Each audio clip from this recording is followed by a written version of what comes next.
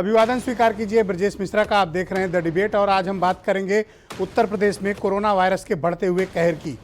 देखते ही देखते उत्तर प्रदेश में कोरोना वायरस बेहद घातक और बहुत जानलेवा तरीके से वापस लौट के आया है। पिछले एक हफ्ते के भीतर उत्तर प्रदेश में तबाही के निशान कोरोना के आपको हर शहर में, हर जनपद में मिलने शुरू होते दिखाई दे रहे हैं। सबसे बुरे हालात उत्तर प्रदेश के 4 शहरों में, जिसमें लखनऊ सबसे प्रभावित इलाकों में से एक है, जनपद में से एक है और शहर में से एक है। उत्तर प्रदेश में निकलने वाले कोरोना के मामलों में से 30% से ज़्यादा मामले अकेले लखनऊ शहर में मिल रहे हैं। इसके बाद प्रयागराज, वाराणसी और कानपुर कोरोना के मामले में सर्वाधिक प्रभावित हैं। पिछली बार कोरोना का ज़्यादा संक्रमण पश्चिम उत्तर प्रदेश के शहरों में था, इस बार वो सेंट्रल यूपी और ईस्ट की तरफ ज़्यादा है, विशेष तौर पर राजधानी लखनऊ में। और वो भी ऐसा तब हो रहा है जब जांचें नियंत्रित हैं। जांचें पूरी तरह से सरकारी और प्राइवेट सेक्टर में RT-PCR टेस्ट ओपन नहीं है। जिन्होंने जांचें कराने के लिए सैंपल दिए हैं, 24 से 48 और 36 घंटे लगते हैं नतीजे को आने में, रिजल्ट आने में। तब ये हालात हैं कि लखनऊ में 3000 केसेस कल आए हैं, 3000 केसेस। ये अपने आप में बहुत चौंकाने वाली बात है। मृत्यु दर भी बढ़ रही है, ठीक होने वालों का प्रतिशत भी गिर रहा है। अस्पताल जाने वाले लोगों की संख्या कितनी है, सरकार ने वो डेटा अभी तक बताया नहीं है कि इन हॉस्पिटल कितने मरीज भर्ती हैं, इन ICU कितने हैं। विदेशों में इस तरह का डेटा कोविड मरीजों का दिया जाता है मीडिया को, लेकिन भारत और विशेष तौर पर उत्तर प्रदेश में डेटा के मामले में सरकार और प्रशासन बहुत एहतियात बरतते हैं। आपको जानकर बहुत सदमा लगेगा, लेकिन ये सच्चाई है कि लखनऊ में टेस्ट में भी वेटिंग है, मरीजों को भर्ती करने में भी वेटिंग है, और उससे ज़्यादा दुखद बात है कि अंतिम संस्कार में भी वेटिंग है, लंबी लाइन है। लखनऊ में सिर्फ 2 इलेक्ट्रिकल शवदाह गृह हैं जो अपनी पूरी क्षमता से काम कर रहे हैं, 12 से 14 घंटे, और एक कोविड पेशेंट की लाश के अंतिम संस्कार में 24 से 36 घंटे और कभी कभी तो उससे भी अधिक का इंतजार करना पड़ रहा है। एम्बुलेंस की कतार लगी है। अगर आप लखनऊ के भैंसाकुंड घाट पर पहुंचें तो आपको देखकर सदमा लग सकता है। वो ना देखें आप, वो ज्यादा बेहतर है। ये स्थिति बताती है कि सरकारी आंकड़े भले ही मृत्यु को कुछ और बता रहे हो, मृत्यु के आंकड़े, लेकिन हकीकत कुछ और है। जांचों का आलम यह है कि लखनऊ में प्राइवेट लेबोरेटरीज में नियंत्रित जांचें हो रही हैं, कंट्रोल्ड हैं। जबकि कल माननीय प्रधानमंत्री जी ने यह कहा था कि जांचों को जितनी ज्यादा से ज्यादा बढ़ाया जाएगा, हम कोरोना के संक्रमण को उतनी तेजी से तोड़ने में कामयाब होंगे। इसलिए जांचों को बढ़ाया जाना बहुत जरूरी है उत्तर प्रदेश में, और वो भी RT-PCR टेस्ट। एंटीजन टेस्टिंग कुछ नहीं है, प्रामाणिकता सिर्फ RT-PCR टेस्ट की है। कानपुर में 24 घंटे के भीतर 2 गुने मरीज, प्रयागराज में 24 घंटे के भीतर 75% मरीजों की संख्या बढ़ गई, वाराणसी 1000 के पार चला गया, लखनऊ 3000 के पार, और उत्तर प्रदेश 10,000 का फिगर छू रहा है कंट्रोल्ड जांच के बाद। वो भी तब जब जांच नियंत्रित है। जांच खोल दी जाएगी तो आप अंदाजा नहीं लगा सकते हैं कि उत्तर प्रदेश में मरीज कितने निकलेंगे। लेकिन मरीजों की संख्या से चिंता नहीं करनी चाहिए, हमें यह देखना चाहिए कि हमारे हॉस्पिटल कितने तैयार हैं। लखनऊ में लोगों को भर्ती कराने के लिए भारी परेशानी का सामना करना पड़ रहा है। सरकारी अस्पतालों में बेड नहीं है। बड़े बड़े मंत्री, अफसर, तमाम लोग टेलीफोन कर रहे हैं और उनके जानने वालों को बेड तक नसीब नहीं हो रही है। तो आम आदमी, आप लोगों की क्या बिसात है? सभी बेड फुल हैं। अगर प्राइवेट हॉस्पिटल में, कोविड हॉस्पिटल में आपको बेड मिल भी गई तो पहले 2 लाख रुपया जमा कराते हैं लखनऊ में। तो क्या आपकी हैसियत, क्षमता है 2 लाख रुपया जमा कराने की? तब आपका इलाज शुरू करेंगे प्राइवेट कोविड हॉस्पिटल में। सरकारी में जगह नहीं है। तो क्या आप ये जोखिम लेना चाहेंगे? मुझे ऐसा लगता है कि आप में से कोई वो जोखिम नहीं उठाना चाहेगा। इसलिए मास्क पहनिए, सोशल फिजिकल डिस्टेंसिंग का पालन करिए, कोरोना नियमों का पालन करिए, कोशिश करिए कि घर में रहिए। हालात हमारे आपकी सोच से कहीं ज्यादा खराब हैं और मैं प्रतिदिन आपको यह बात इसलिए बताता हूं ताकि आप स्वयं की, अपने परिवार की, समाज, प्रदेश और देश की रक्षा कर सकें, ना कि कोरोना फैलाएं। पहले सरकारी मेडिकल कॉलेजेस में कोरोना के आरटी-पीसीआर की जांच फ्री में होती थी, लेकिन अब सरकार पैसे वसूल रही है। Medical education department, government of Uttar Pradesh, जिसके अंडर में सारे मेडिकल कॉलेजेस आते हैं, वहां अब कोरोना के आरटी-पीसीआर टेस्ट के लिए आपसे 600 रुपया वसूला जाएगा। कोरोना भी आपको हो, पैसे भी आप भरें, सरकारी अस्पताल में बेड नहीं, प्राइवेट जाएंगे 2 लाख रुपया लगेगा भर्ती होने के लिए। अब बताइए, तो फिर लौट के वहीं चलते हैं। टेस्ट में भी वेटिंग, भर्ती कराने में भी वेटिंग, मरने के बाद अंतिम संस्कार में भी वेटिंग। क्या अब भी आप लापरवाही करना चाहेंगे? मुझे नहीं लगता कि कोई सामान्य सोच विचार का व्यक्ति इस प्रकार की लापरवाही अब ऐसे हालात के बाद करना चाहेगा। और मैं बार बार कहता हूं, आज फिर रिपीट कर रहा हूं, सरकार के लिए आप मतलब नागरिक एक आंकड़ा है। जैसे 10,000 केस, मृत्यु दर में कमी, या आज इतने लोगों की मृत्यु हुई, आप उनके लिए महज एक आंकड़ा हो। लेकिन जिनके घरों में मौत होती है, उनकी जिंदगियां बर्बाद हो जाती हैं, लोग तबाह हो जाते हैं। रोजी रोटी कमाने वालों की मौत हुई तो घर पर विपत्ति आती है। किसी ने अपना माँ खोया, किसी ने भाई, किसी ने बहन, किसी ने बेटा, किसी ने दोस्त, किसी ने रिश्तेदार खोए हैं। लेकिन सरकार के लिए आप एक आंकड़ा हो। आपके परिवार के लिए आपके परिवार का एक अमूल्य सदस्य गया है, तो चिंता किसे ज्यादा करनी चाहिए? आपको, कि स्वयं को कैसे बचाना है। जिस रफ्तार से वायरस का संक्रमण ये नए वेरिएंट का बढ़ रहा है, ये पहले से कहीं ज्यादा खतरनाक है। पिछली बार वाला वायरस एक व्यक्ति को होता था तो अधिकतम 24 लोगों तक फैला पाता था। इस बार वाला 40 से ज्यादा लोगों को फैला रहा है। यह हुआ सरकारी पहलू। एक सामाजिक पहलू भी है। एक प्रकार की मनोवृत्ति है हमारे भीतर कि हम जांच कराने से बचते हैं। किसी को बुखार आ गया, खांसी आ गई, किसी को कोरोना के सिम्टम्स हैं, तो जांच नहीं कराता, दवा खा के चुप मार के बैठ जाता है। यह करना गलत है। ऐसा करके आप स्वयं तो खतरे में हैं ही, अपने परिवार को भी खतरे में डाल रहे हैं, समाज को भी खतरे में डाल रहे हैं, अपने दोस्तों को खतरे में डाल रहे हैं, व्यवस्था को खतरे में डाल रहे हैं। आप टेस्ट जरूर कराएं, उधार पैसे लेके ही चाहे टेस्ट कराएं, पर टेस्ट जरूर कराएं अगर कोई भी कोरोना के सिम्टम्स आपको हैं। और एंटीजन की जगह आपको आरटी-पीसीआर के टेस्ट करानी है। तो यह लापरवाही का नतीजा है कि यह दूसरी लहर इस बार बहुत भयानक है और ये पूरा अप्रैल और पूरा मई ये रहेगी। आप इस गलतफहमी में ना रहें। अभी तक जो वैज्ञानिकों का और विश्लेषकों, विशेषज्ञों का मत है कि ये मई के लास्ट तक जाएगा और पीक क्या होगी ये किसी को पता नहीं है। अगर हमने यूरोप से सबक लिया होता कि उनके यहाँ दूसरी लहर इस बार जनवरी फरवरी में आ गई थी, सीख लिए होते तो आज हमारी ये दुर्दशा नहीं होती। हमने ब्राजील से सीखा होता तो हमारी ये दुर्दशा नहीं होती। हमने स्वयं को सर्टिफिकेट देके कोरोना वॉरियर और कोरोना जीतने वाले देश के तौर पर खुद की प्रसिद्धि कर दी। आज जब कोरोना पलट कर आया है और उसने हम पर हमला किया है तो हम उठने की भी स्थिति में नहीं है, इस कदर कमजोर हो गए। मकसद आपको डराना नहीं है बहनों भाइयों, मकसद आपको जागरूक करना है। और डिबेट, इस तरह की डिबेट होने का औचित्य यही है कि हम सब मिलकर देश और समाज को बचाएं, क्योंकि हम आप रहें न रहें, ये देश रहेगा।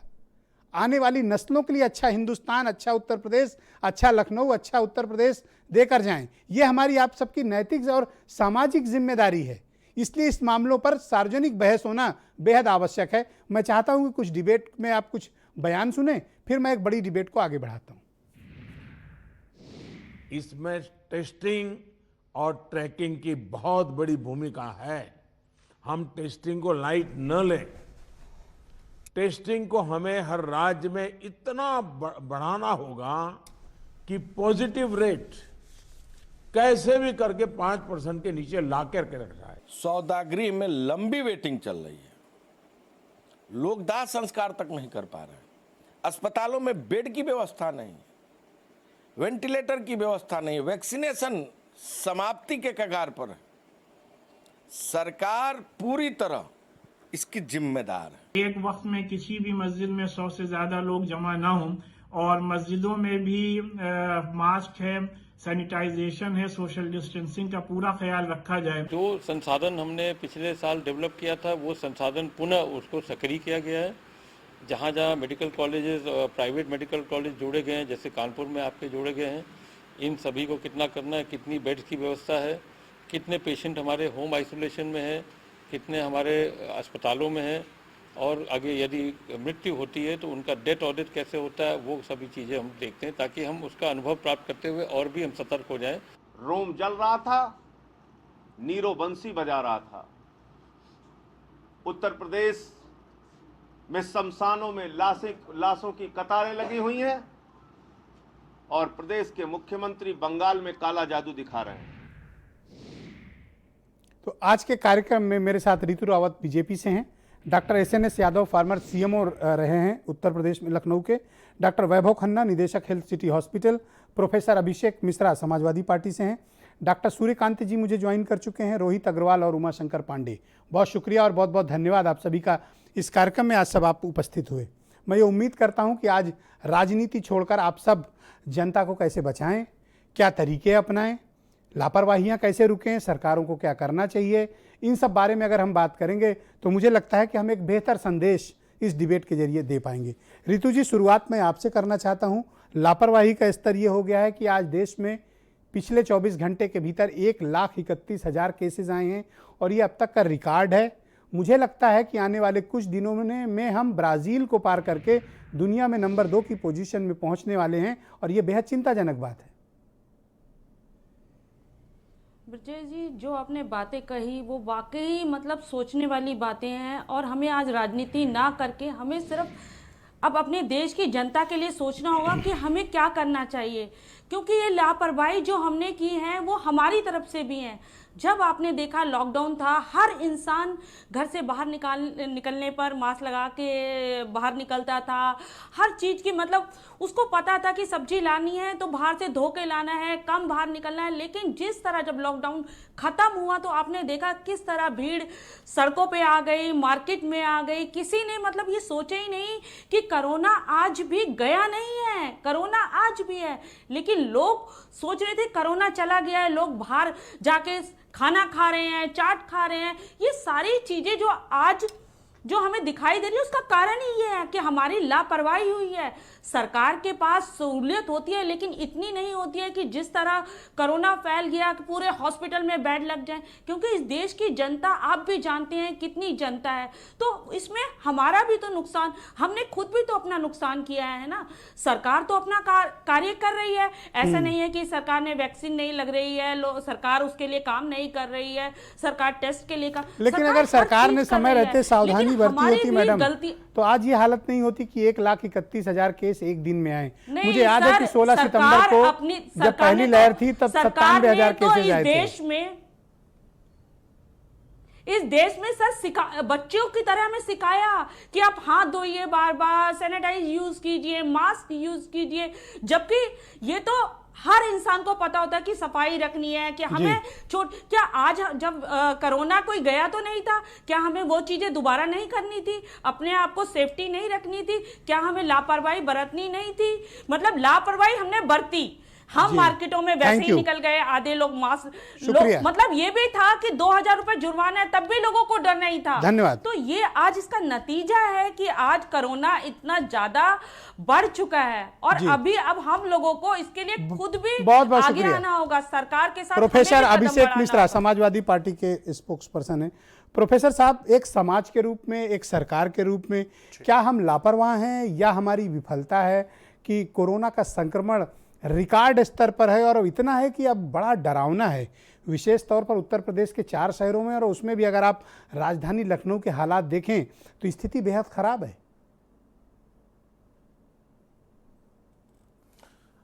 ऋषि, इसमें आज आप देखेंगे तो दुनिया में सबसे ज्यादा संक्रमण आज की तारीख में अगर एक दिन में आ रहा है तो हिंदुस्तान में आ रहा है।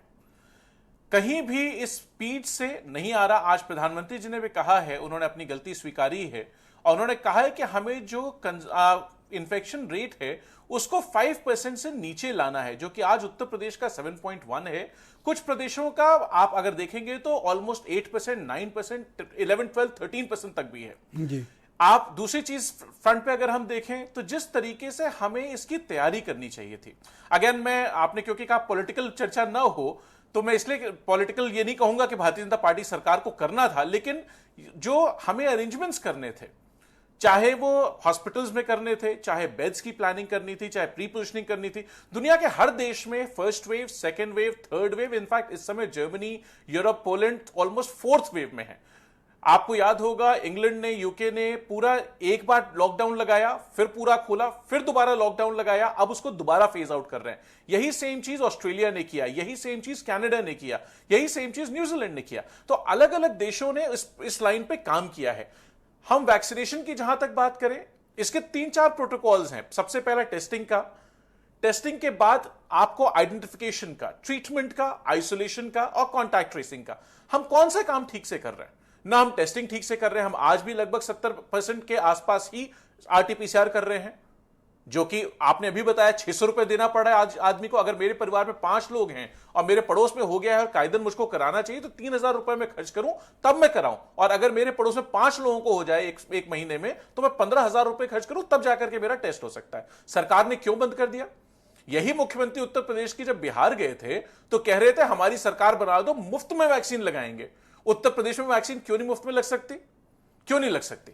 तो आपको वैक्सीनेशन पे, और वैक्सीन का स्टेटस आज ये है, उत्तर प्रदेश के पास 2.5 दिन का वैक्सीन स्टॉक है, इसके बाद आपके पास वैक्सीन स्टॉक खत्म है। आंध्र प्रदेश के पास 1.2 डेज का स्टॉक है, बिहार के पास 1.6 डेज का स्टॉक है। तो पूरी तरीके से सरकार का फेल्योर है। लोगों को भी इसमें सावधान रहना पड़ेगा, लेकिन सरकार। डॉक्टर उमाशंकर पांडे, आपको क्या लगता है कि एक समाज और सरकार के रूप में ये हमारी लापरवाही है कि हालात इतने बिगड़ गए कि उत्तर प्रदेश में करीब करीब 10,000 केस, ये तो पहली पीक में नहीं आया था, वो भी तब जब जांचें नियंत्रित हैं। हम कैसे इससे निपटें?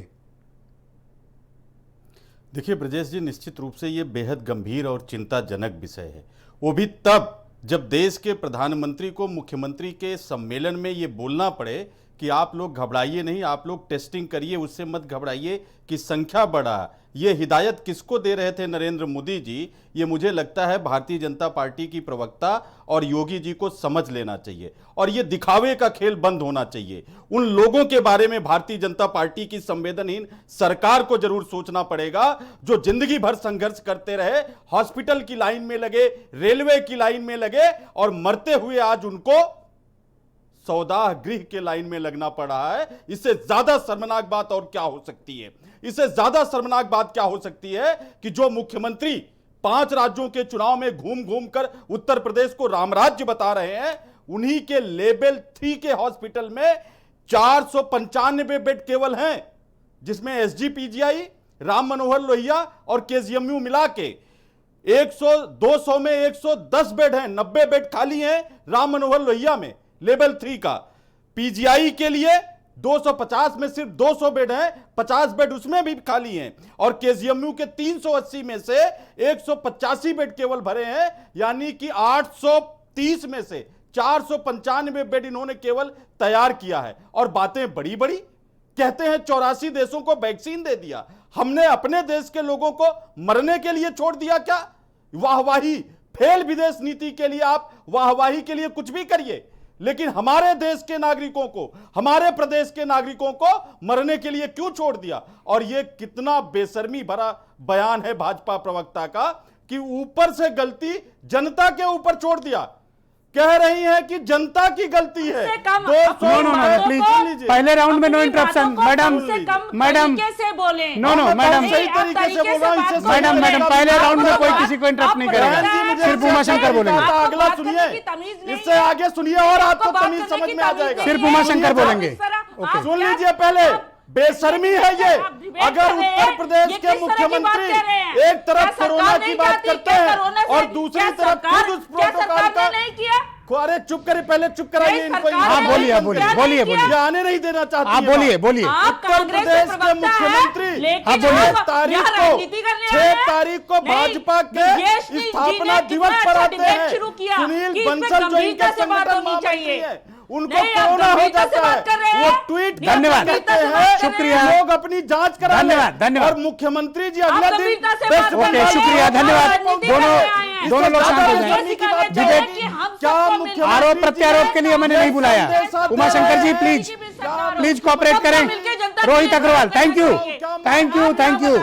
शुक्रिया, बहुत बहुत धन्यवाद।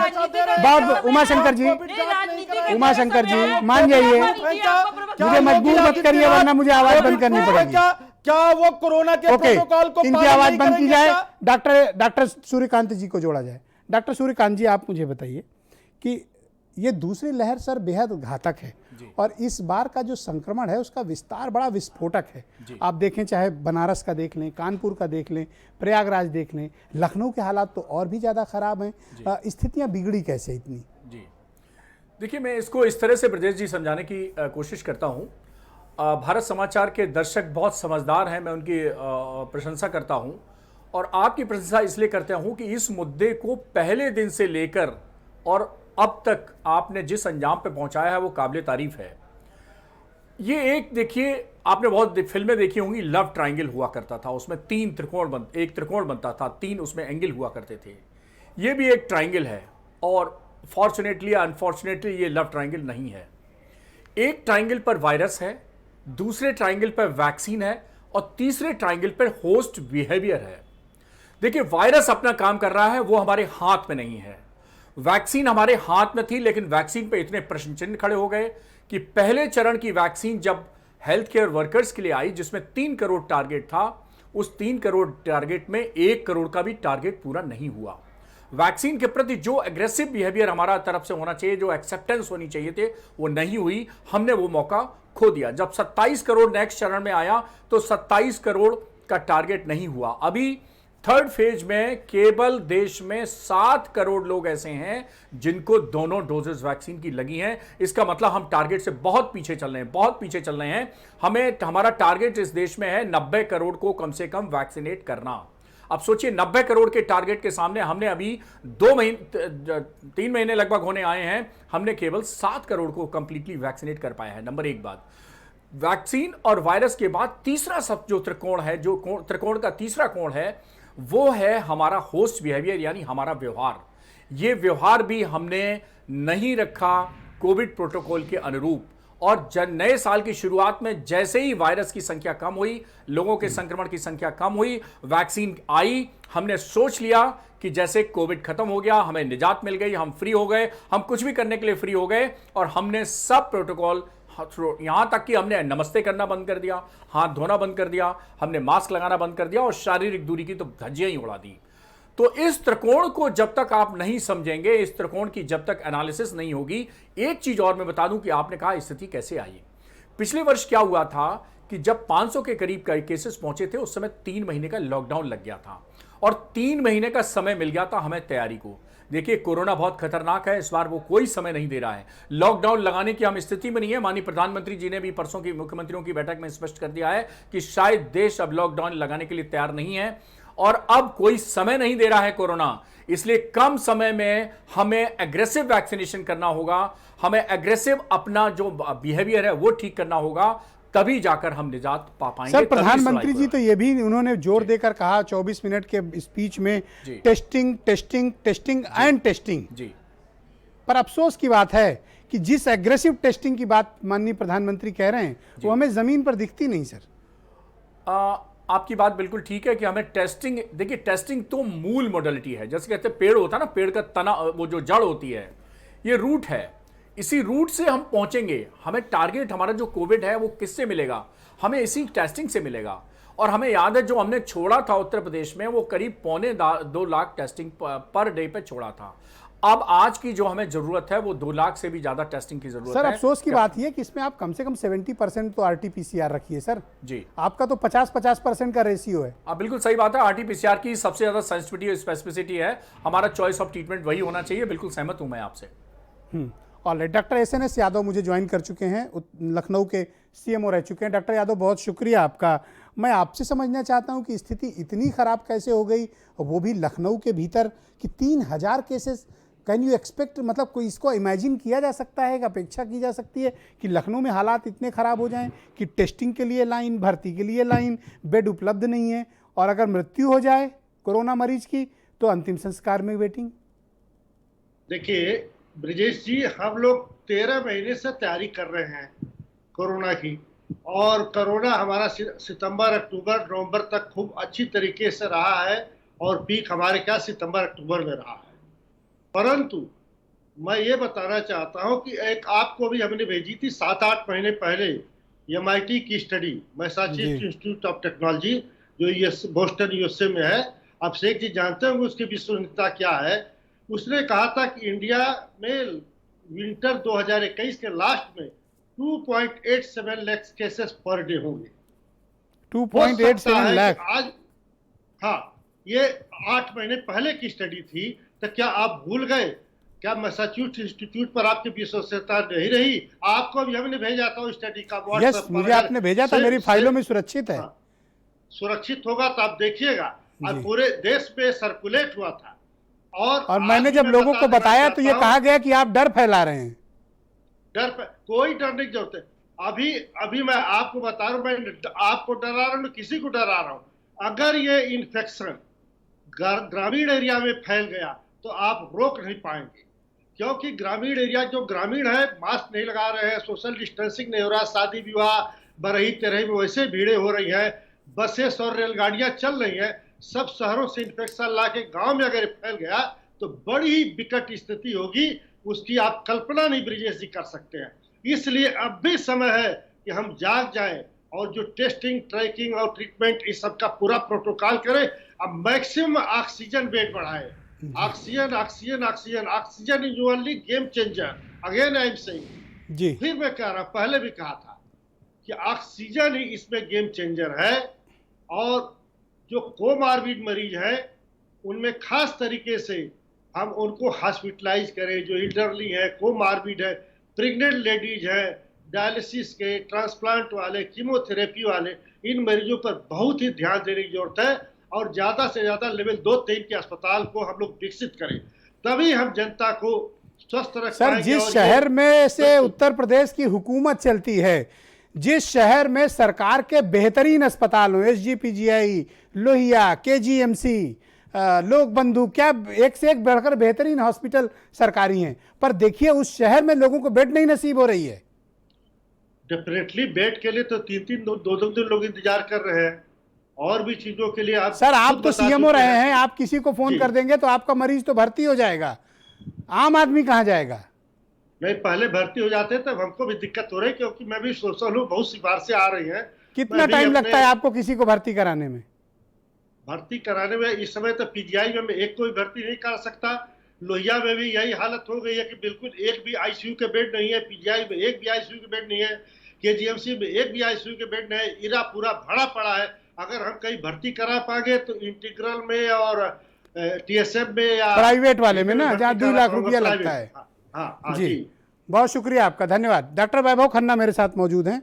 डॉक्टर वैभव खन्ना, पिछली डिबेट में आप मौजूद थे, तब आपने आशंका जताई थी कि संक्रमण का स्तर बढ़ेगा, टेस्टिंग हमें तत्काल बढ़ाने की ज़रूरत है, लेकिन शायद हम सबक लेने को तैयार नहीं हैं।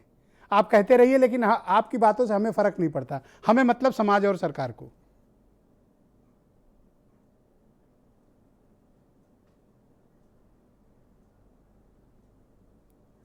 डॉक्टर खन्ना, आप मुझे सुन पा रहे हैं? आवाज नहीं है। ओके, अब आवाज आई। डॉक्टर खन्ना, पिछली डिबेट में आप मेरे साथ थे, तो आपने कहा था कि टेस्टिंग बढ़ाने की ज़रूरत है, लेकिन देखिए हम कितने लापरवाह लोग हैं कि आज हमने केस को कितना बिगाड़ लिया है कि हालात अब हमारे नियंत्रण में ही नहीं है। आप कितना भी सीख दें, लेकिन हम और सरकार दोनों समझने को तैयार नहीं है।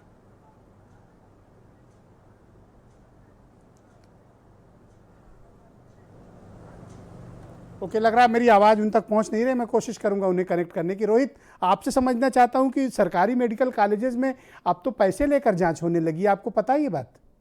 जी, मुझे आज सुबह आपने ट्वीट किया तब मुझे पता चला, और ये बड़ा दुखदाई है कि आज 1.25 साल होने के बाद अगर सरकार तैयार नहीं है और सरकार जनता को अभी भी जो है और विपक्ष को इसका जो है जिम्मेदार ठहरा रही है, तो मुझे लगता है इससे ज्यादा निरंकुश सरकार हो नहीं सकती, इससे ज्यादा बेशर्म सरकार नहीं हो सकती है। आप बताइए, आपके ट्वीट से मुझे पता चला कि 600 रुपए टेस्टिंग के लिए जा रहे हैं, वो भी सरकारी मेडिकल कॉलेज में। और आप बताइए कैसे गरीब आदमी जिसका परिवार अगर 6 लोगों का है, जैसा भी और भी आपके पैनलिस्ट बता रहे थे कि अगर 6 लोगों का परिवार है तो कहां से लेके आएगा पैसे 600 रुपए के हिसाब से 3600 रुपए? मेरी समझ में आता है। एक और इंटरेस्टिंग फैक्ट सुनिए, यूपी के हेल्थ डिपार्टमेंट के अंडर में जो हॉस्पिटल हैं, सीएससी, पीएससी और डिस्ट्रिक्ट हॉस्पिटल, वहां तो जांच फ्री होगी, समझिएगा डॉक्टर सूर्यकांत जी। लेकिन जो सरकारी मेडिकल कॉलेज और मेडिकल यूनिवर्सिटी हैं, वो 600 रुपया लेंगे। वो आता है मेडिकल एजुकेशन डिपार्टमेंट। अब ये पता नहीं अभिषेक जी लोग क्यों 2-2 डिपार्टमेंट करके गए, आई डोंट नो, लेकिन अभी तो बड़ा मेसअप हो गया है। नहीं, कोविड को मजाक बना के रख दिया है सरकार ने, और कोविड को खुद नहीं समझ में आता है कि कब वो अपनी सेंसिटिविटी खो देता है और कब उसकी सेंसिटिविटी वापस आ जाती है। बंगाल के अंदर लाखों की रैलियां हो रही हैं और उत्तर प्रदेश के अंदर स्थिति ये है कि जनता त्राहिमाम कर रही है। मतलब और आप ये देखिए, अभी इन्होंने एक नाइट कर्फ्यू नाम की चीज लागू की है दोबारा, और वहां पे क्या है कि लखनऊ के नगर निगम इलाके में तो नाइट कर्फ्यू रहेगा, लेकिन जो पंचायती चुनाव वाला इलाका है वहां पे नाइट कर्फ्यू। कोरोना की गांव में कोई दिलचस्पी नहीं भाई साहब, उसकी दिलचस्पी शहर में। मुझे लगता है जहां जहां चुनाव है वहां कोई दिलचस्पी नहीं। मुझे लगता है योगी जी को सबसे अच्छा तरीका यह है कि इस्तीफा दे देना चाहिए और यहां पे विधानसभा चुनाव करा देना चाहिए। डॉक्टर वैभव खन्ना जी मुझे ज्वाइन कर चुके हैं। डॉक्टर साहब, आपको याद होगा पिछली डिबेट में आप बार बार कह रहे थे कि हमें टेस्ट बढ़ाना चाहिए, टेस्ट बढ़ाना चाहिए। प्रधानमंत्री जी भी कह रहे हैं टेस्ट बढ़ाना चाहिए, पर हालात क्या हैं उत्तर प्रदेश और लखनऊ के भीतर, वो आपके सामने है कि हम सीमित जांच कर रहे हैं तब हालात इतने खराब हैं। तो आपकी सलाह ना हम मानने को तैयार है ना सरकार। अब आप बताइए।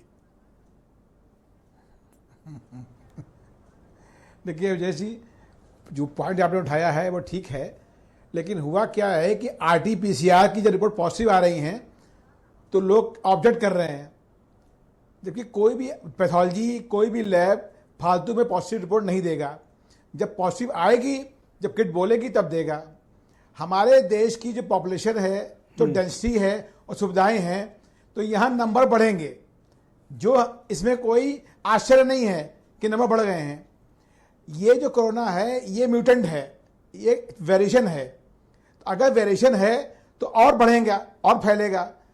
हम अपने मरीज को खुद के भर्ती नहीं करा पा रहे हैं अपने इंस्टीट्यूट के अंदर, और मैं उनका इलाज घर में कर रहा हूं। अभी एक नया ऑर्डर आया है कि अगर आपके अस्पताल में मरीज आए तो पहले इलाज कीजिए जब तक बेड ना मिले, और बेड आगे है नहीं तो हम वो मरीजों को कहाँ ले जाएं। मेरी सरकार से अगेन ये गुजारिश है कि 1-2 सरकारी मेडिकल कॉलेज को कंप्लीट, पूरा मेडिकल कॉलेज आप कोरोना में बदल दीजिए, और कुछ प्राइवेट अस्पतालों को गुड सजेशन कंप्लीट कोरोना में बदल सही दीजिए, सलाह दी आपने, वरना बेड नहीं है। बहुत ऊंची बात कही आपने, बेहतरीन बात आपने कही। क्या हम केजीएमसी को कर सकते हैं? ट्रेसिंग वो तो हो रही है, क्या हम केजीएमसी को कर सकते हैं? अरे भाई, अगर मजबूरी है क्यों नहीं करना चाहिए। एक अस्पताल को जिसमें कि इतनी बड़ा इंफ्रा है, 3000 बेड्स हैं, उसको हम लोग क्यों नहीं कर सकते हैं? ये आरएमएल को करें, मजबूरी है। अब इसमें मजबूरी है, हमारे मरीज, हमारे अपने मरीज 5 मरीज हैं और उनको बेड नहीं मिल रहा है। हम घर में हमने आईसीयू बनाया हुआ है, घर में उनके आईसीयू में मैनेज हो रहा है। एक की एज 80 ईयर्स है, किसी की 70 ईयर्स है, जबकि आप खुद लखनऊ में इतना बड़ा हॉस्पिटल चलाते हैं, हेल्थ सिटी हॉस्पिटल, और आपके पास बेड नहीं है आप अपने कर्मचारियों के लिए, तो हमारे लोगों का, गरीबों को कहां से दोगे आप? कहीं बिल्कुल, हम तो खुद ही कह रहे हैं कि अब टाइम आ गया है कि 1-2 सरकारी में, प्राइवेट नहीं, टीएसएम और वो नहीं बात कर रहा हूं, सरकारी मेडिकल कॉलेज को पूरा मेडिकल कॉलेज कन्वर्ट कर दीजिए जी। शायद डॉक्टर सूर्यकांत जी मुझसे इत्तेफाक रखे ना रखे, नहीं वो रखते हैं, आपसे हर बात पर मजबूरी में और कोई चारा नहीं है। ब्रजेश जी, हमने तो पिछले साल ही कहा था कि भाई कुछ फैसिलिटी को प्योर कोविड कर दीजिए, कुछ को नॉन कोविड कर दीजिए, क्लियर कट कर दीजिए। ये जो मिक्सचर चलाते हैं इससे ट्रांसमिशन और ज्यादा होता है। जो बेचारे नॉन कोविड फैसिलिटी में भर्ती हो रहे हैं वो 3 दिन बाद वो कोविड पॉजिटिव आ जाते हैं। मैंने देखा आपके हॉस्पिटल केजीएमयू में अब तक मेरे ख्याल से 70 से ज्यादा चिकित्सक और पैरामेडिकल स्टाफ कोविड पॉजिटिव है जी। इवन आपके वाइस चांसलर तक को है जी। ऋतु रावत जी, मैं आपसे समझना चाहता हूं कि हालात क्या हैं ये आप एक्सपर्ट से समझा होगा आपने, डॉक्टर यादव, डॉक्टर सूर्यकांत जी, डॉक्टर वैभव खन्ना से। स्थितियां ठीक नहीं है, सरकार को कुछ आपातकालीन कड़े प्रबंध और कड़े उपाय करने की आवश्यकता है। नहीं, बिल्कुल आपने सही कहा कि कड़े उपाय हमें करने चाहिए, कुछ प्रिकॉशन लेना चाहिए, कुछ ऐसा करना चाहिए, क्योंकि पूरे देश में ही जो कोरोना महामारी है फैल रहा है। तो इसके बढ़ते, क्योंकि और आप भी जानते हैं कि इतने हॉस्पिटल्स में बेड नहीं है, और ये सच्चाई है। चाहे किसी मंत्री का फोन आए, जब बेड होगा नहीं तो मिलेगा कहाँ से? तो इसके लिए नेचुरल बात है कि कुछ जगह ऐसी अरेंज करनी चाहिए कि जहाँ पर ऐसे नॉर्मल लोगों के लिए, जिन्हें लगता है कि थोड़े ठीक है, उन्हें कोरोना हो गया है, उनके लिए बेडों की अरेंजमेंट, क्योंकि जिनको ज़्यादा हो गया है उनके लिए तो हॉस्पिटल की ज़रूरत है। अब हर इंसान सोचे कि मुझे बेड मिल जाए तो वो भी बहुत दूसरी चिंता है मैडम, मैं इन तीनों डॉक्टरों पर निर्भर करता था, मैं तो किसी की सिफारिश इन्हीं तीन लोग से करता था। आज डिबेट में लाइव ये कह रहे हैं कि हम खुद ही बेड नहीं दे पा रहे हैं, तो अब मेरे दिमाग में चल रहा है कि मैं किसी को एडमिट कराना हो तो मैं किसको टेलीफोन करूं? तो किसी को फोन करने की जरूरत नहीं पड़नी चाहिए ना, कि कोई मंत्री का बंदा है तो उसको फोन करके उसको एडमिट कर। यहाँ सब देश के सारे निवासी है और कोरोना सबको हुआ है, तो यही तो कह रहा हूँ, ये बनता है कि ये काम आपकी सरकार को करना है, ये काम भगवान भरोसे रहे, ये कह रहे हैं। शंकर जी प्लीज, आत्मनिर्भर शंकर जी, भगवान भरोसे ऐसा नहीं होता ये कोरोना, और हमें भी तो कुछ करना पड़ेगा ना, सामाजिक स्तर पे, नैतिक स्तर पे हमें भी तो कुछ करना होगा। तो फैला रही है। जिस तरह समय दिया, जनता घर में रही है, क्या नहीं किया जनता ने? एक डिबेट को आगे छोड़ दिया आपने लोगों को मरने के लिए। आप तो राजनीति करना, ये राजनीति है, आपके लिए राजनीति सत्ता, हमारे लिए राजनीति सेवा का। Okay, thank you. Professor Abhishek Mishra ji को लाया जाए, सबकी आवाज, लोगों को मरने को। प्रोफेसर अभिषेक, सबकी आवाज बंद करो। ओके, प्रोफेसर अभिषेक मिश्रा जी, उत्तर प्रदेश सरकार के 2 डिपार्टमेंट हैं, एक का नाम है स्वास्थ्य विभाग, दैट इज हेल्थ डिपार्टमेंट, दूसरा है चिकित्सा शिक्षा विभाग, that is medical education department. स्वास्थ्य विभाग उत्तर प्रदेश में कोरोना की जांच फ्री करता है, और सरकार का दूसरा विभाग है चिकित्सा शिक्षा विभाग, मेडिकल एजुकेशन, वो 600 रुपया लेता है एक टेस्ट के। ऐसा क्यों हो रहा है? ब्रजेश जी, कुछ नहीं, ये सिर्फ कोऑर्डिनेशन की दिक्कत है, बजटरी एलोकेशंस की दिक्कत है उनके पास, उसके लिए सरकार ने बजट नहीं दिया इस चुनाव में। इस बजट में आपको याद होगा, हम लोग 19 से 20 फरवरी को जब इन्होंने बजट प्रस्तुत किया, उस दिन भी हमने चर्चा की थी। हमने ये चर्चा उस दिन भी की थी कि इन्होंने वैक्सीनेशन के लिए सिर्फ 50 करोड़ रुपए उत्तर प्रदेश में दिया है, जिससे कितने लोग वैक्सीनेट हो सकते हैं ये आप सोच सकते हैं। आज जब कोरोना 1% की rate of growth per day ले रहा है, ऑलमोस्ट 0.8% है टू बी स्पेसिफिक, लखनऊ जैसे शहर में उत्तर प्रदेश में, तो आप जो जॉन स्टर्मन के मॉडल की बात अभी सीएमओ साहब कर रहे थे, एमआईटी में जॉन स्टर्मन साहब का मॉडल है सिस्टम डायनामिक्स का, उसमें उन्होंने, अगर आप याद करें तो जुलाई 2020 में प्रेडिक्ट किया था दिसंबर 2021 के लिए। निश्चित रूप से जिस मॉडल पे हम कर रहे हैं, वो एपिडेमियोलॉजिस्ट्स ने मॉडलिंग की थी, 100% वो सच होने जा रही है अगर सरकार ने यही रवैया रखा। कल प्रधानमंत्री जी लगातार कह रहे थे टेस्ट टेस्ट टेस्ट, क्यों नहीं भारतीय जनता पार्टी सरकार टेस्ट कर पा रही है? आप मुझे बताओ, मैं राजनीति नहीं कर रहा, मैं तो सिंपल जनता नागरिक के हैसियत सवाल उठा रहा हूं कि आप टेस्ट क्यों नहीं कर पा। मैं उदाहरण देता हूं ब्रजेश जी, वुहान जैसे शहर में चाइना ने एक राउंड टेस्टिंग की, लॉकडाउन लगाया, खोला, दोबारा फैला, तो 11 मिलियन लोगों को, यानी कि 1 करोड़ 10 लाख लोगों को चाइना ने घर घर जाकर के 10 दिन के अंदर टेस्टिंग पूरी की थी। हम क्या अपने यहां हॉटस्पॉट्स आइडेंटिफाई करके, क्या क्लस्टर्स आइडेंटिफाई करके टेस्टिंग नहीं कर सकते? हम वैक्सीनेशन क्यों नहीं घर घर जाके लगा सकते? मैं आपके माध्यम से डिमांड करना चाहूंगा कि वैक्सीनेशन लगाइए तुरंत। और क्यों एज ग्रुप की रिक्वायरमेंट है? दुनिया के किसी देश में इस समय एज ग्रुप की रिक्वायरमेंट नहीं है, ऑलरेडी वहां वो पहुंच चुके हैं। चाहे इजराइल की बात करिए, यूके की बात करिए, यूएस जैसे देश में जहां इतनी बड़ी पॉपुलेशन थी, कोविड ने इतना परेशान किया, वहां आज रिक्वायरमेंट नहीं है।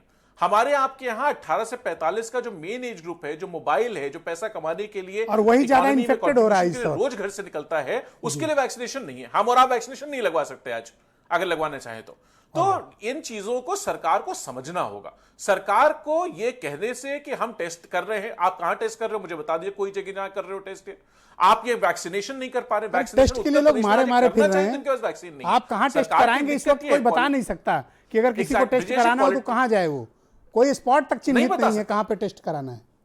प्राइवेट लैब्स पर डंडा चल रहा है प्रशासन का कि तुम्हें जांच नहीं करनी है।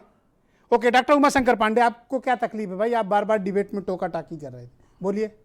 देखिए ब्रजेश जी, हमारे प्रदेश की जनता पीड़ित है, उसको बेड नहीं मिल रहा है, उसको कुछ सुविधा नहीं मिल रही है, तो पीड़ा तो होगी। तो डिबेट तो करने दोगे ना, मुझे पूछने तो दोगे। जब ऐसी बात करेंगी, स्पीड ब्रेकर लगाओगे? नहीं, जब ऐसी बात करेंगी तो पीड़ा बढ़ जाती है। आप देखिए, मैं सिर्फ राजधानी की अगर बात करें, यहाँ पीजीआई है, यहाँ पर केजीएमयू है, बलरामपुर है, राम मनोहर लोहिया है। मैं पूछ रहा हूं, हमारी बहन ऋतु रावत जी बता दें, एक भी हॉस्पिटल इसमें क्या भारतीय जनता पार्टी ने बनाए? नहीं बनाए। कम से कम उसमें डॉक्टर्स तो दे देते। इस महामारी के समय में डॉक्टर सूर्यकांत जी बैठे हैं, मैं दावे के साथ कह रहा हूं, आरएमएल में 43 डॉक्टर, 43 डॉक्टर्स रिटायर हुए, लेकिन एक भी भर्ती इन्होंने नहीं की। इस महामारी के समय में भी डॉक्टर साहब बैठे हैं। केजीएमयू में 100 रेजिडेंट डॉक्टर्स की कमी है, क्यों नहीं उसको भरा? अभी कल राम मनोहर लोहिया में हजारों लोगों की लाइन लगी, क्यों लग रही है? अगर आपको इतनी मुखबिरी कौन कर रहा है भाई? ये ब्रजेश जी, जो पीड़ा में लोग हैं, जिनके लोग मर रहे हैं, क्या वो उनकी पीड़ा सोशल मीडिया पर भी नहीं आएगी? अभी एक को पटक पटक के इनकी पुलिस मारी, जो पूरे देश में वो वीडियो वायरल हुआ, इन्हीं की सरकार में वायरल हुआ। सिर्फ उसकी कमी ये थी, मास्क नहीं लगाया था। लेकिन मैं सवाल उठाता हूं, गंभीर प्रश्न उठा रहा हूं ब्रजेश जी, मुख्यमंत्री जी जो कोविड पॉजिटिव सुनील बंसल जी के संपर्क में आए, विदाउट आइसोलेशन अगले दिन वो वेस्ट बंगाल प्रचार करने क्यों गए? ये बताएं। अगर एक आम आदमी पर इनके पुलिस की लाठियां बरस सकती हैं, तो मुख्यमंत्री जी ने क्या कोविड प्रोटोकॉल का उल्लंघन नहीं किया? आने वाला जो 2 महीना है जी, आपका क्या आकलन है कि वो हम पर कितना भारी पड़ने वाला है? देखिए, हम पे बहुत भारी ऑलरेडी पड़ चुका है ब्रजेश जी। अब मतलब क्या मतलब, कोई हम सीमा बताएं, कोई नंबर बताएं, क्या चाहते हैं आप हमसे? अरे मैं तो पॉजिटिविटी की बात करता हूँ कि भाई सकारात्मक बात करें, कम डराएं। हमारे आप पर तो इल्जाम ही यही है कि डराते बहुत हैं। जी, अब मैं बता नहीं रहा हूं, अब डरा ही रहा हूं। देखिए, ये सबसे बड़ी अब आप सच्ची बात बता दो। जी, अब आज समस्या ही पॉजिटिविटी है। एक पॉजिटिविटी शब्द इतना अच्छा हुआ करता था, अब तो पॉजिटिव सुन के डर लगता है सबको कि भैया पॉजिटिव है कि नेगेटिव है। जैसे ही कहा पॉजिटिव तो डर लग गया। मैं आपको बता दूं कि स्ट्रेटेजी चेंज करने की जरूरत है। हमें फोकस टेस्टिंग और टारगेटेड वैक्सीनेशन, अभी अभिषेक जी कह रहे थे, बहुत पुराने मित्र हैं हमारे, और मैं आपको बता दूं कि जब तक हम उन लोगों की टेस्टिंग नहीं करेंगे जो हमें टेस्टिंग जहां पर मिली है उसके कांटेक्ट में हैं, उनको ट्रेस करके, और हम टेस्टिंग नहीं करेंगे, यानी फोकस टेस्टिंग की हमें जरूरत है। इसी तरह हमें टारगेटेड वैक्सीनेशन की जरूरत है। अरे भाई, एक घर में मान लीजिए 10 लोग रहते हैं और एक कामवाली उनके घर में आती है। अब वो कामवाली मान लीजिए 25 साल की है, वो इंतजार कर रही है उसकी बारी वैक्सीनेशन की, लेकिन वो वैक्सीनेशन नहीं हो पा रहा है। कितना पोटेंशियल है कि गलती से वो इन्फेक्शन ले आई तो पूरे परिवार के 10 लोगों को संक्रमित कर देगी। इसको कहते हैं टारगेटेड टेस्टिंग। एक व्यक्ति जो 10, 50, 100 लोगों को संक्रमित कर सकता है, किसी भी एज ग्रुप का हो, हमें टारगेटेड टेस्टिंग, प्रायोरिटी टेस्टिंग, उसकी टारगेटेड वैक्सीनेशन करना पड़ेगा, उसको सेफ जोन में पहले लाना पड़ेगा।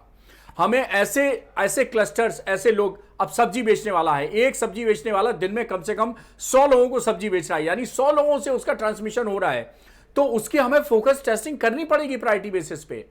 तो हमें ये कॉन्सेप्ट, मैं जब आपको याद हो अप्रैल में आगरा में गया था तो वेंडर वाले की जब प्रॉब्लम हुई थी तो मैंने ये कॉन्सेप्ट लाया था उत्तर प्रदेश के अंदर, और इस कॉन्सेप्ट की बड़ी बाद में सराहना हुई थी। इस कॉन्सेप्ट को आगे बढ़ाना चाहिए। हमें फोकस टेस्टिंग और टारगेटेड वैक्सीनेशन, इसकी जरूरत है। दोनों की रफ्तार की जरूरत है। प्रधानमंत्री ने कहा है कि दोनों की रफ्तार बढ़ानी पड़ेगी। हम जब दोनों की रफ्तार बढ़ाएंगे और उसके साथ साथ जो हमारा कोविड एप्रोप्रिएट बिहेवियर है उसको पूरी तरह से सुनिश्चित करेंगे, और जैसा अभी डॉक्टर खन्ना ने एक इंपॉर्टेंट बात जी, बहुत कई डॉक्टर खन्ना मेरे मित्र हैं, को हम कोरोना मेडिकल कॉलेज में तब्दील बिल्कुल सरकार, आपके पास 3000 नहीं, मेरे हिसाब से आपके पास 4500 बेड होनी चाहिए। जी बिल्कुल, 4000, बिल्कुल। आपकी भी मुखबरी अच्छी है, बहुत अच्छी मुखबरी करा रहे हैं आप। एशिया का सबसे बड़े अस्पताल है 4500 बेड के साथ, और वो तो सरकार को तय करना है। मैं शुरू से कहता रहा हूं कि कम से कम कुछ फैसिलिटी ऐसी कर दीजिए, प्योर कोविड, कुछ प्योर नॉन कोविड। जब तक आप नहीं करेंगे, ये घालमेल चलता रहेगा, तब तक क्रॉस ट्रांसमिशन होता रहेगा, और ऐसे ही होता रहेगा। आज यहाँ 25 केजीएमसी के पास इतने रिसोर्सेज हैं कि अगर हम मतलब सरकार अगर आपको कोरोना हॉस्पिटल के तौर पर घोषित कर देती है, इसकी अधिसूचना कर देती है, तो आप सक्षम है हैंडलिंग में?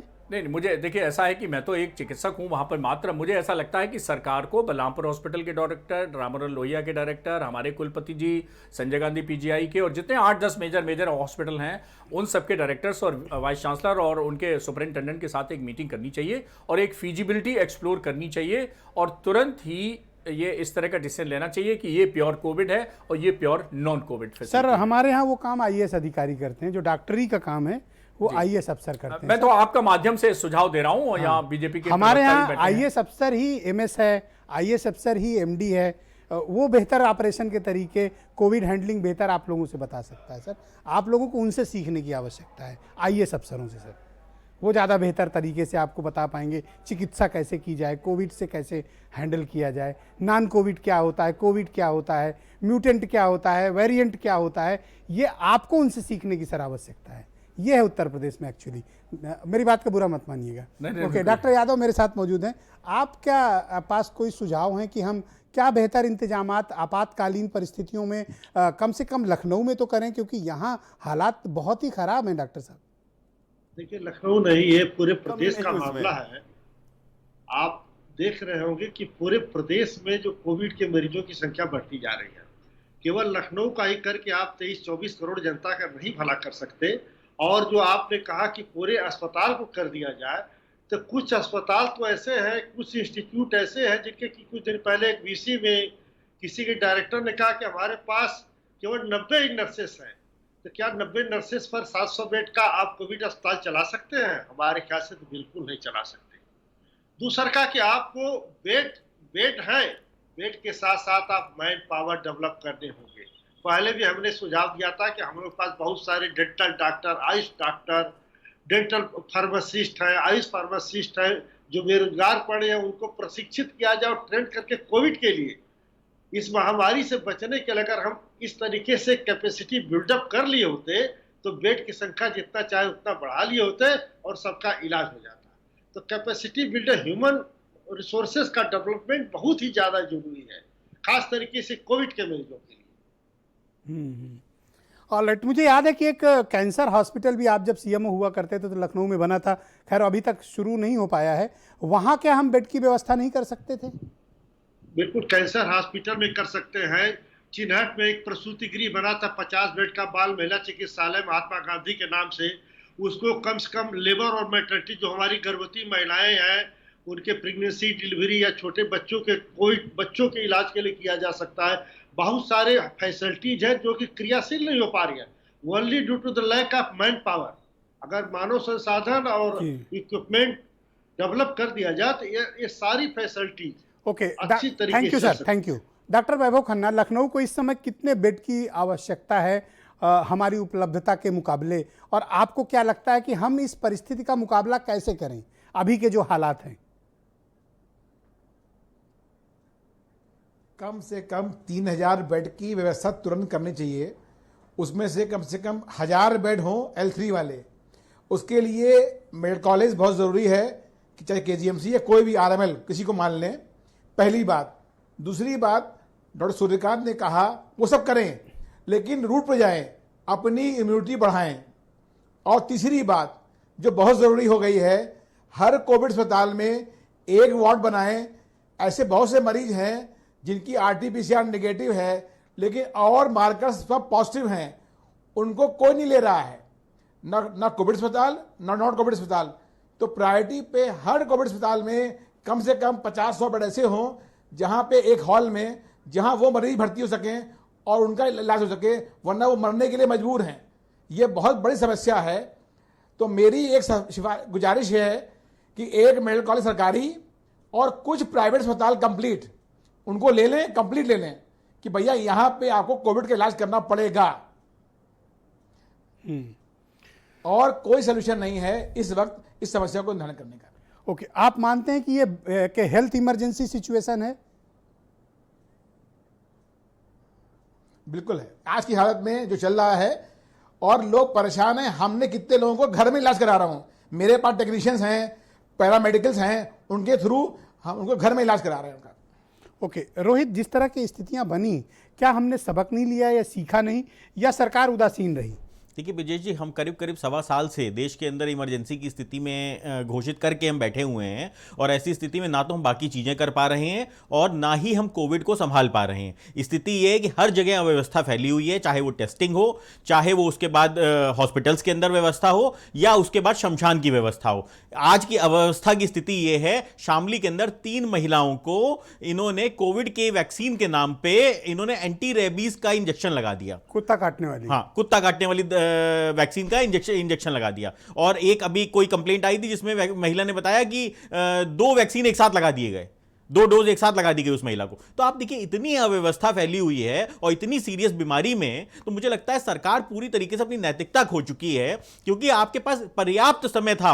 अब आप ये नहीं कह सकते कि हमारे लिए नई बीमारी थी कोविड। अब आप हर चीज देख चुके थे, 1.25 साल का समय ले चुके थे, आपने देश की सारी बजट को लेकिन यूपी सरकार तो रोहित कह रही है कि देश विदेश में उनके कोविड मॉडल और कोविड की हैंडलिंग की सराहना हो रही है, और आपको पता नहीं आपके पेट में क्या दर्द है। ब्रिजेश जी, इससे ज्यादा शर्मनाक बात नहीं हो सकती है कि आज लखनऊ जैसी राजधानी में, उत्तर प्रदेश की जो राजधानी है, वहां पे कल 3000 केस पॉजिटिव आए हैं, और अव्यवस्था की स्थिति यह है कि यहां पे लोगों, शमशान घाट के बाहर लोगों के टोकन बांटे जा रहे हैं। आप देखिए, जिसका बेचारे का पहले तो उसका इलाज नहीं हो पाया, उसके बाद उसको अंतिम संस्कार तक का सम्मान नहीं मिल पा रहा है। इससे ज्यादा व्यवस्था क्या हो सकती है? इससे बड़ा मॉडल क्या हो सकता है? इससे ज्यादा शर्मनाक बात क्या हो सकती है? इसके बाद भी अगर अपनी पीठ थपथपाओ तो हम तो कहेंगे तमाशा करने में ये सरकार नंबर 1 है, और तमाशे का ही मॉडल शायद ये विदेशों को रावत जी, कुछ तत्काल इमरजेंसी आपातकालीन इंतजाम करने की उत्तर प्रदेश में आवश्यकता है और सरकार को इसके लिए तत्काल प्रयास करने चाहिए।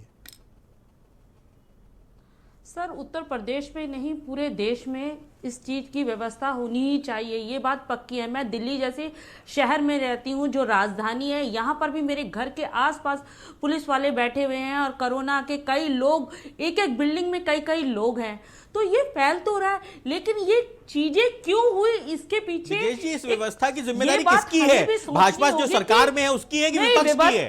अगर हमारी जिम्मेदारी है तो बताइए, हम आगे बढ़ के कर लेते हैं व्यवस्था। विपक्ष अगर राजनीति करना चाहता है, मतलब मुझे ये तो बताइए, इस व्यवस्था की जिम्मेदारी किसकी है? भारतीय जनता पार्टी की है, वो डिबेट ना करें, और ऐसे गंभीर मुद्दों पर ऐसे लोगों को डिबेट करने के लिए बुलाएंगे। ऋतु जी, आप एक बात क्लियर करिए, बात करेंगे। अरे ऋतु जी, आप ये सब बातें मत करिए, इधर उधर की बातें मत करिए, सीधे मुद्दे की बात करिए। यहाँ देश की जनता मर रही है, देश की जनता को इलाज नहीं मिल रहा है, देश की जनता को अंतिम संस्कार का सम्मान तक नहीं मिल पा रहा है, देश की जनता को वैक्सीन के नाम पे एंटी रेबीज की वैक्सीन लगाई जा रही है।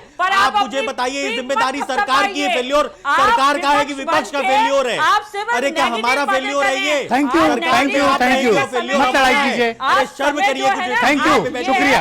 प्रोफेसर अभिषेक मिश्रा जी, आपके पास 30 सेकंड है ये बताने के लिए कि सरकार आपातकालीन क्या इंतजाम करे। अभिषेक मिश्रा जी, आपका टाइम शुरू। Yes, go ahead. Thank you madam.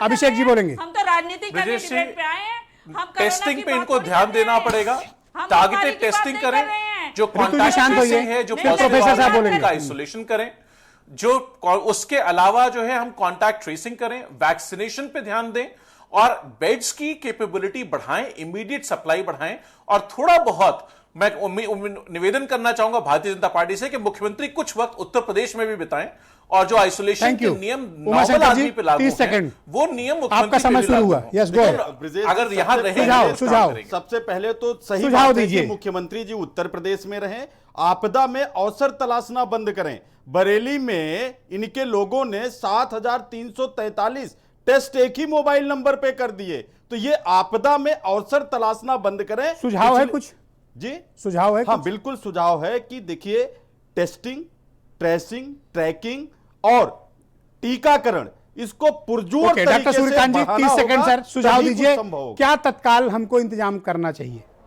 पूरे उत्तर प्रदेश में 75 जिले हैं, हर जिले में ऑक्सीजन युक्त कोविड फैसिलिटी क्रिएट करनी पड़ेगी। ये जो हर बात पे पेशेंट को लखनऊ भेज दिया जाता है, ये व्यवस्था बंद होनी चाहिए। कम से कम मूवमेंट कोविड पेशेंट का होना चाहिए, जितना ज्यादा मूवमेंट होगा उतना ही ज्यादा ट्रांसमिशन होगा। ओके, डॉक्टर यादव, 30 सेकंड, आपका सुझाव क्या है सरकार के लिए? देखिए, हमारा यही सुझाव है कि मैक्सिमम लोगों को उच्च कोटि की चिकित्सा दिया जाए और मृत्यु से बचाया जाए। हमको मृत्यु को कम करना, मृत्यु बड़ी भयानक होती है, और मृत्यु को कम करना, इलाज ज्यादा से ज्यादा लोगों का अच्छा इलाज करके बचाया जाना। Okay, doctor Vaibhav Khanna 30 second में सर है टाइम आपके पास, ये बताने के लिए कि सरकार को क्या तत्काल आपातकालीन इंतजामात करने चाहिए। तत्काल में बेड बढ़ाने पड़ेंगे, बाकी चीजें करिए, टेस्टिंग हो रही है करिए, लेकिन बेड बढ़ाने पड़ेंगे, वरना लोग ऐसे मर रहे हैं और लोग परेशान हो रहे हैं। ओके रोहित, और जिसको बेड नहीं मिला जी, उसके मन में रहेगा, मलाल रहेगी कि बेड के कारण हमारे पेशेंट के साथ। Okay 30 second. ब्रिजेश जी देखिए, सरकार को तत्काल प्रभाव से जनता के प्रति जिम्मेदार होना पड़ेगा और तत्काल प्रभाव से जनता जो अव्यवस्थाएं फैला रखी हैं इन्होंने, उनको बंद करना पड़ेगा और राजनीति से हटके, राजनीति को बंद करके इस कोरोना को महामारी समझते हुए इनको कार्य करने पड़ेंगे। Thank you. Ritu Rawat ji 30 second, आप बताइए कि आपकी सरकार को क्या सुझाव देना चाहेंगी। नहीं, सरकार को मैं यही कहना चाहूंगी कि सरकार जो कर रही है वो अपनी तरफ से बहुत कुछ, लेकिन हमें भी आगे बढ़कर कदम उठाना होगा और जो लापरवाही हमने बीच में की है वो हमें नहीं करनी होगी। हमें सब चीज़ों का मास्क लगा के चलना होगा, उस तरह हाथ देना होगा। कोरोना अगर महामारी है तो उसके लिए हमें कम से कम अपना टेस्ट के लिए डरना नहीं है, टेस्ट कराना, और वैक्सीन भी हमें करानी ही चाहिए। हाँ, बशर्ते कि टेस्ट उपलब्ध हो। क्यों डॉक्टर चाहिए। उमाशंकर जी?